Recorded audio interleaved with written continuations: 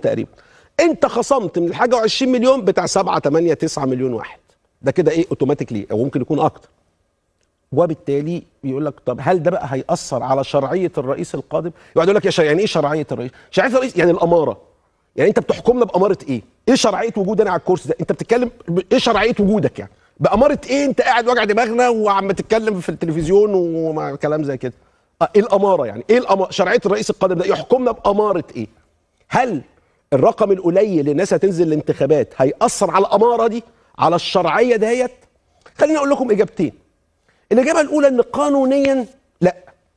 الاصل في الامور ان الانتخابات بمن حضر، ما لم ينص القانون على غير ذلك. يعني لو نزل من كل الحاجه و50 مليون اللي المفروض ينزلوا نزل مليون، خلاص هنعمل. ما هو القانون ما بيقولكش ان لازم والله ان الحد الادنى لنزول المصريين في انتخابات الرئاسه يكون نص الناس، لا ما بيقولش ده.